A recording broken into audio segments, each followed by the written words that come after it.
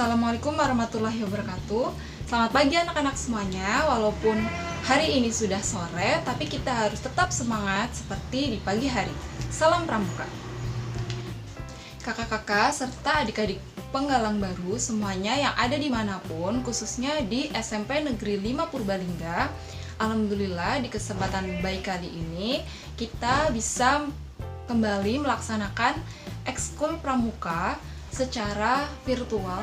Baik adik-adik semuanya, sebelum kita lanjut untuk penyampaian materi, kakak ingin memperkenalkan terlebih dahulu. Nama kakak Nia Yustiana. Adik-adik semuanya bisa memanggilkan Nia. Adik-adik di SMP Negeri 5 Purbalingga pasti sudah tidak asing dengan nama kakak karena kakak juga sebagai guru PKN. Nah, selanjutnya untuk materi yang pertama yaitu mengenai yang pertama, taat menjalankan ibadah agama secara pribadi ataupun berjamaah. Dapat mengetahui dan menjelaskan hari-hari besar agama di Indonesia. Serta yang ketiga adalah dapat menyebutkan agama-agama yang ada di Indonesia dan juga tempat ibadahnya. Untuk materi yang pertama yaitu tentang selalu taat menjalankan ibadah agama secara pribadi ataupun berjamaah. Agama merupakan jawaban terhadap kebutuhan rasa damai, aman, dan nyaman pada setiap hati manusia. Sudah banyak umat manusia yang merasakan serta menemukan bahwa agama adalah solusi, aturan, dan rambu-rambu di dalam menjalani kehidupan. Nah, di sini ada gambar yang menjelaskan dan menggambarkan keanekaragaman yang ada di Indonesia, yaitu tentang agama. Ada agama Islam, Buddha, Hindu, Katolik, Kristen, dan juga Konghucu.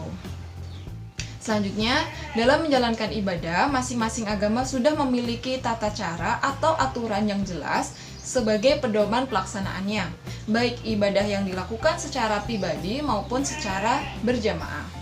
Nah, di sini juga kakak tampilkan ada beberapa tata cara beribadah di masing-masing agama yang ada di Indonesia beserta dengan tempat ibadahnya.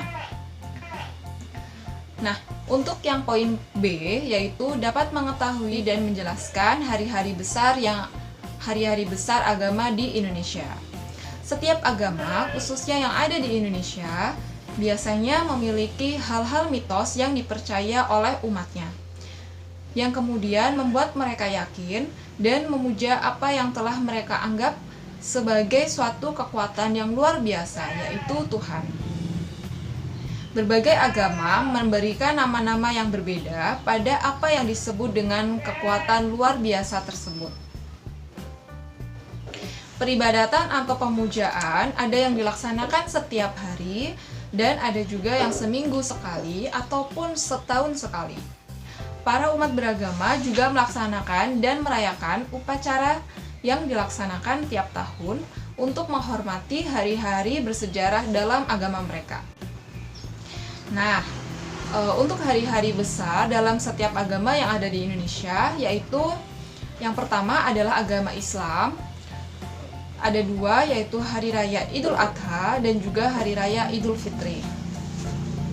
Untuk Hari Raya Idul Adha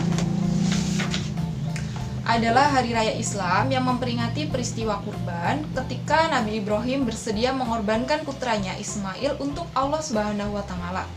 Ketika beliau akan mengorbankan Ismail, Allah Subhanahu wa taala menggantikan dengan domba.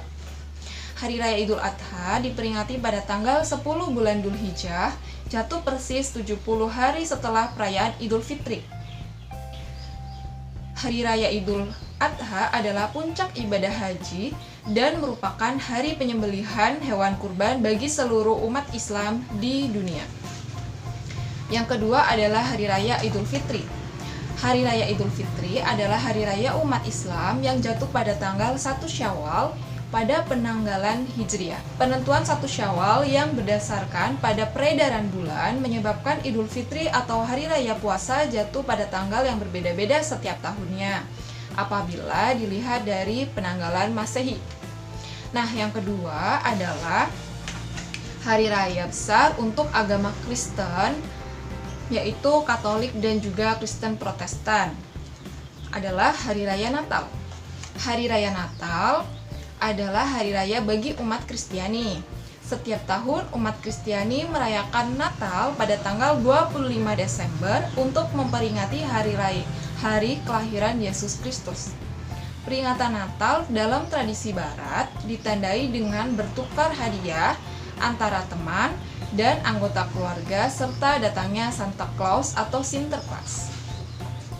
Yang ketiga adalah Buddha, agama Buddha. Di sini ada beberapa juga peringatan hari besar, yaitu yang pertama ada Hari Raya Waisak, Hari Raya Katina, Hari Raya Maga Puja, dan yang keempat adalah Hari Raya Asada. Hari Raya Waisak yaitu merupakan peringatan 3 peristiwa, yaitu kelahiran Pangeran Siddhartha atau nama sebelum menjadi Buddha, hari pencapaian penerangan sempurna Petapa Gautama, dan hari raya Sang Buddha wafat atau mencapai Nibbana atau Nirwana. Yang kedua, Hari Raya Katina. Hari Raya Katina merupakan upacara persembahan jubah kepada Sangha setelah menjalani fasa. Yang keempat adalah Hari Raya Maga Puja. Sabda Sang Buddha di hadapan 1250 orang yang semuanya ditasbihkan sendiri oleh Sang Buddha atau Eki Biksu. Yang keempat adalah Hari Raya Asada. Kebaktian untuk memperingati Hari Raya Asada disebut Asada Puja atau Asada Puja.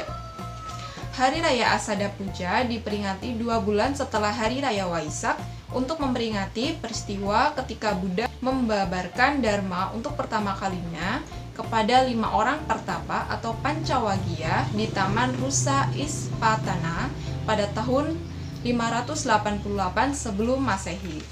Nah, yang selanjutnya adalah agama Hindu. Hari Raya Nyepi adalah hari raya umat Hindu yang dirayakan setiap tahun baru Saka. Hari Raya Nyepi sebenarnya merupakan perayaan tahun baru Hindu berdasarkan penanggalan Saka yang dimulai sejak tahun 78 Masehi. Sebelum Hari Raya Nyepi, biasanya ada beberapa rangkaian upacara yang dilakukan umat Hindu, khususnya di daerah Bali. Agama Hindu di Bali juga banyak mengenal hari-hari raya lain. Contohnya, apa aja? Adik-adik semuanya juga bisa menyebutkan dan juga mencari di berbagai sumber internet dan bisa mencatat di buku catatan khusus untuk pramuka. Yang poin C adalah dapat menyebutkan agama-agama yang ada di Indonesia serta nama tempat ibadahnya. Nah, untuk agama yang pertama itu adalah agama Islam dengan tempat peribadahan adalah masjid. Yang kedua yaitu agama Kristen atau Katolik dengan tempat peribadahan yaitu gereja. Yang ketiga adalah Hindu dengan tempat peribadahan yang disebut dengan pura. Yang keempat adalah agama Buddha dengan tempat peribadahan yang disebut dengan vihara atau wihara. Yang kelima adalah Konghucu dengan tempat peribadahan yang disebut dengan kelenteng atau litang. Nah, di sini kakak tampilkan beberapa gambar tempat ibadah agama yang ada di Indonesia.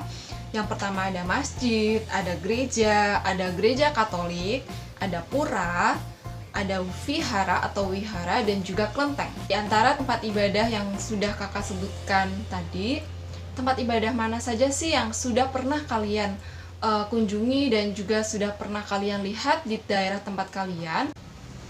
Nah, untuk pertemuan ekstra pramuka pada kali ini kakak cukupkan dan nanti akan disambung oleh Kak Ika. Terima kasih untuk pertemuan kali ini. Sampai jumpa di pertemuan selanjutnya. Wabillahi taufiq wal hidayah. Wassalamualaikum warahmatullahi wabarakatuh. Salam pramuka. Dan jangan lupa untuk subscribe, like, comment, and share video media pembelajaran di media sekolahku.